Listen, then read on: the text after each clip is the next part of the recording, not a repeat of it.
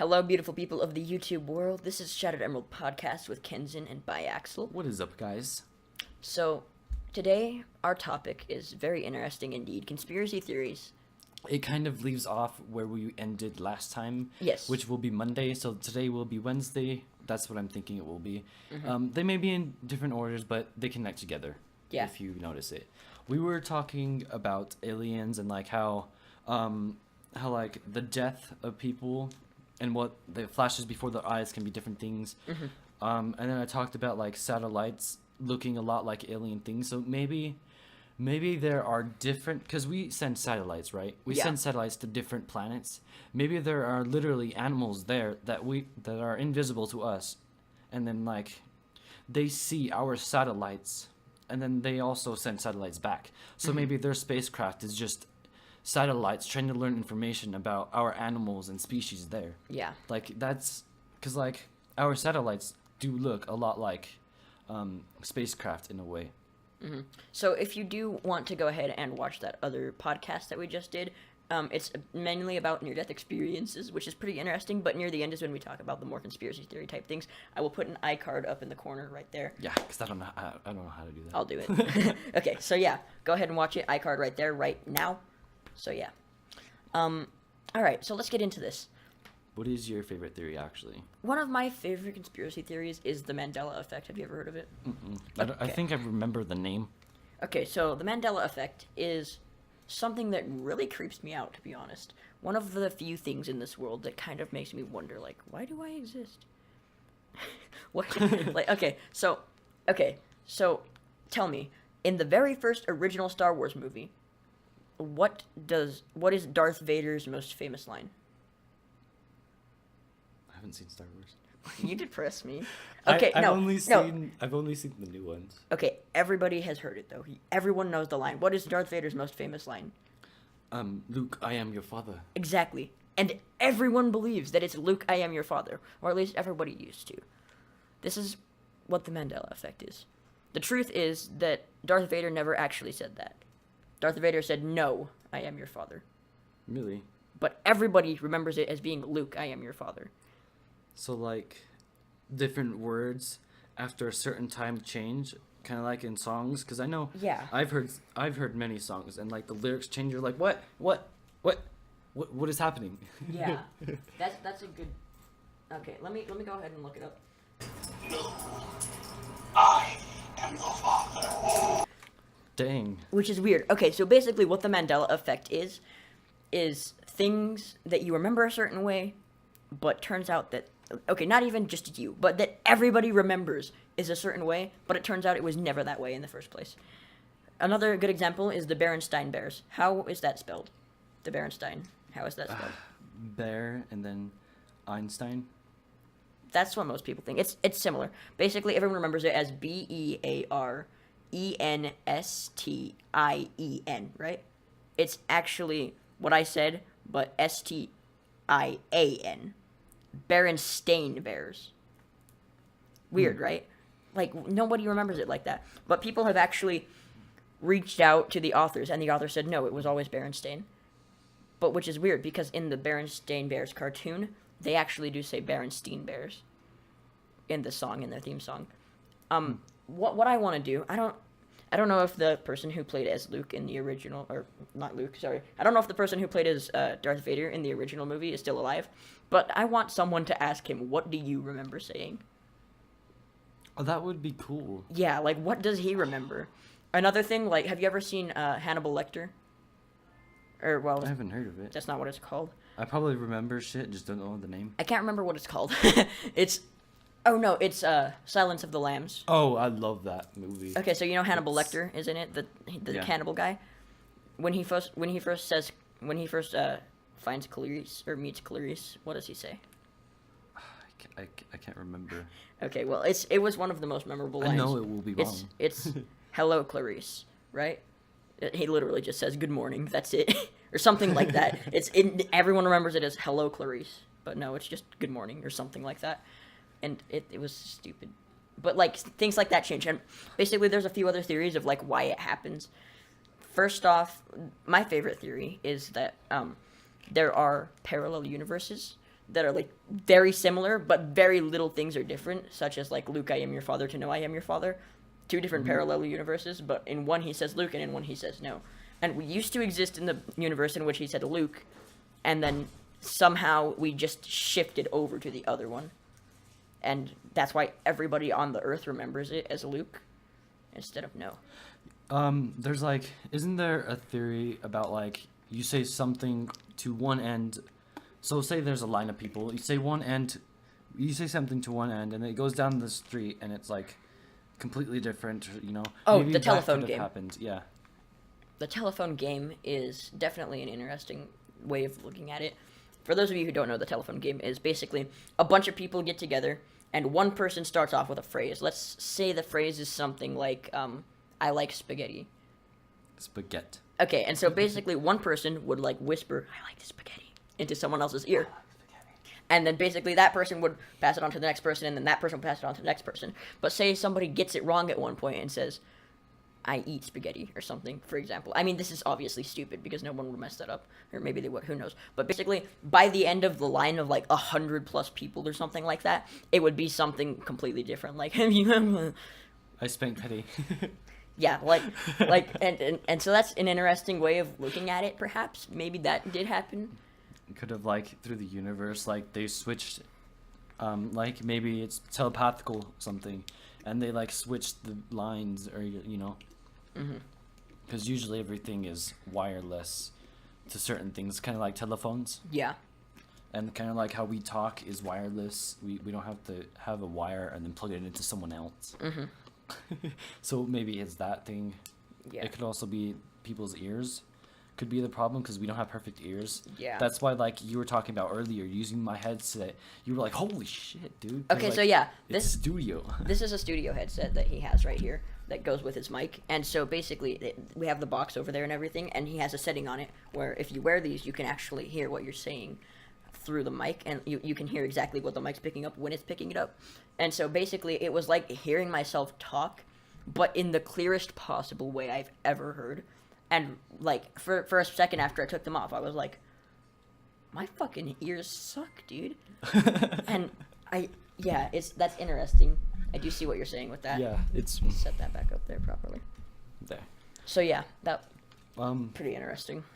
there's a theory. It's like I don't really know about it, but I know, like I don't know the name. I haven't done specific research. Like I'm a specific scientist doing this Yeah. for like the change of the world or something, you know. But I do like the theory of like the third eye, the thought of like intelligence and then creativity or something, or like you have a third eye which opens up and it's like better understanding of what your brain is thinking. Like there's a lot of different theories, but I like the theory of like your imagination and your dreams and everything, they come true, and all of the things that you do come true, and it's more like you see a lot better and you see a perspective that you would never see in the other different way. And it's like that's why I kind of like Tool a lot, is because the song Third Eye, and that's prying open my third eye. That's the lyric. And like I really enjoy listening to these type of things and like learning about these, because it's like so interesting that like people think that there's a hidden third eye right here in between your eyebrows, and like how that's why Indian people have the dots, because they believe Yeah. in that stuff. That's kind of their religion, and I find it cool, even though like people are like, oh, blah blah blah, you got a dot on your forehead. It's like, don't make fun of people's religions. Don't. I mean, It's if you have an fucked up. opinion, go ahead and say it, but don't like say you're stupid because Yeah. you believe in this. But like, it's hard to explain. But like, I find it interesting that there's a belief that you have a third eye, and what you see now could be completely different to what you see later on. If you're like your third eye opens or something. And a lot of people think that like there's a like, my thought is like creativity, the way people are artists and musicians, their third eye is kind of like open, but it's under the skin, and like that's how they get so creative through their things. And there could also be like, do not do drugs. because that's terrible. But people think that drugs could also do that, and a lot of people there's a lot of people that make music. For example, Tool. Tool is a metal band that I listen to, and there's some songs that are like portraying how it feels or what it sees to have the third eye, or how it feels to have drugs, or an LSD effect or something like that. And I think that when you dream, your third eye is open in a way, but it's invisible. Oh shit! Whoops. Yeah, I agree. I remember specifically, for some reason, I remember every single bad dream I have ever had. Me too. It's insane. And I honestly, I encourage the bad dreams to happen, because I enjoy them a lot more. It kind of gives me a rush in a way. Kind of like when you wake up, the excitement and the adrenaline that's going through you. I remember jumping over a fence and then getting eaten by a giant a boa lizard, or a boa snake, not lizard. I have Boa a lizard over constrictor? there. Yeah, the ones dinosaurs used to have, and I've thought of that. Then there's this one dream where everything is white, and all you can see is different shades of white because of distance, and your hands are a lot bigger or something, or your body parts are disproportionate. So your thigh was huge, but then your middle leg, between your right here, Your shin. between your foot and your knee is really skinny and very disproportionate, and your face is all distorted and stuff. It's creepy, but I love it, and I love thinking that the third maybe one day I'll make I think that's where people get that is get their creativity is from remembering these types of dreams, because they're insane dreams. Yeah, dreams are weird. The thought of oh, you right before you hit the ground you wake up type of thing. I've had those dreams before too. I have that all the time, and it's the exact same cliff, the exact same thing over and over and over and over again. They're reoccurring dreams. I have those. Yeah, I have. It's the exact same. There's no difference. There's also a theory that you talked about. You and Anton talked about how we are in our dreams, kind of The best. is the best version of us in a way. Specifically, those are lucid dreams. Now, lucid dreams are, for those of you who don't know, a type of dream that basically you are in total control. You control what's happening in the dream, and you can control yourself in the dream. Most people have dreams that are just watching a movie in your mind while you're sleeping. And there's a specific type of dream called lucid dreaming, and basically you can kind of invoke this and kind of cause it to happen if you keep a notebook and write down every dream you have all the time, and eventually you'll start being able to take control in your dreams. And basically in your dream the world is yours, and you can control everything that happens in it. And so me and Anton were talking about this theory that if you are basically having a lucid dream, you are the best possible version of you that you will ever be, and the most true version of yourself.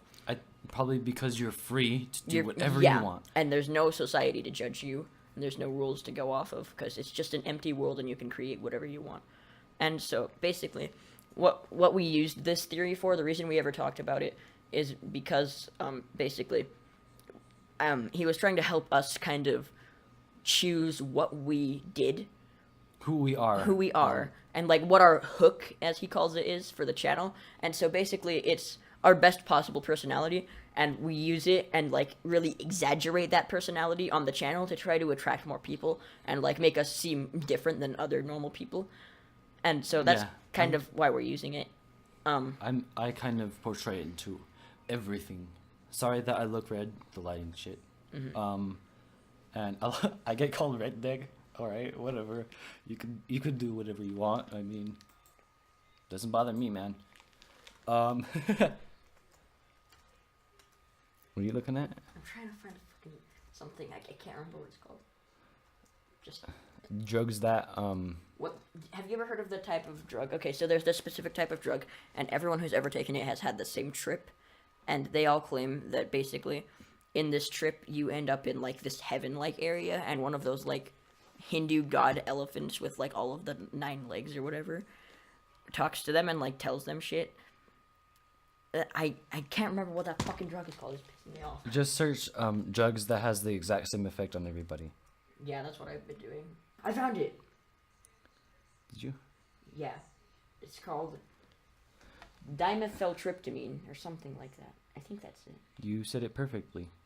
Dimethyltryptamine. Okay, so basically this drug is also known as the Jesus drug or the God drug. And basically everyone who's ever taken it has claimed that they have the same exact trip. By the way, for short, you can call it DMT. But basically everyone who's ever taken it claims they have the same trip in which... Okay, well, first off, I don't know if this is entirely true. I heard this from my stepbrother. So...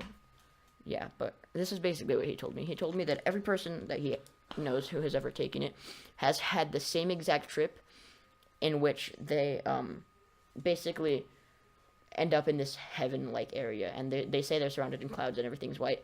And there's like a god creature, some sort of god from some religion. Hindu, Possibly. Egyptian. I don't remember, but everyone sees this god creature and it talks to them and tells them interesting stuff about Earth and about like what's actually happening and shit. And it's kind of like Rosetta Stone, the song. Yeah, kind of. Maybe Rosetta Stone is based off of that drug. I don't know. Maybe. Wait. We should search. Wait. Isn't one of the lyrics DMT? I think so. Literally right at the beginning, doesn't it say Yogi X and DMT or something like that? Yogi DMT. Let me see. 10 to 2 a.m. Yogi DMT and a box of Krispy Kremes. DMT. Look, it's literally called DMT. So that song is about this guy's trip on DMT. Damn. I didn't know that, but now we know. So now we even have more to go off of. Dang. Because I love this song, dude. Okay, so And it's very basically, interesting. everyone has the same trip of this god telling them things. And so... the ending of the world, isn't it? Like, specifics of the ending of the world. And whatnot, and aliens and things. And so, basically, I have a first-hand kind of story about it. My cousin, Dalen, actually, apparently, from what I've been told, tripped the fuck on that shit.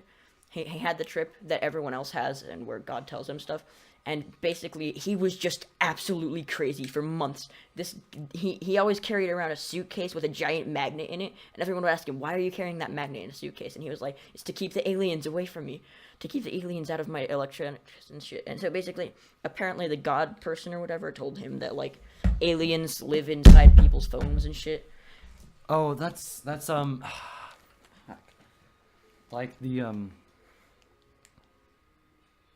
And so basically, he would I'll always search it, you like keep talking. he would always look at like phones, like Dalen. He would always like pick up phones and look at them and just like, Simulacra. and he would just Simulacra. he would just look at it and be like, just looking at it all weirdly. And like he did this with my mom's phone one time. Came into my mom's house and just like picked up her phone and started looking at it and just goes, "Wow." And then she's like, "What are you doing?" She's like, "I'm making sure there's no aliens in your phone." And it was just like he tripped and he was going crazy for months. Eventually he got back to normal, but don't take that drug by any means. Do not. I mean, when I first heard about it, not encouraged, but whatever you do, we didn't tell you to do it, so. yeah.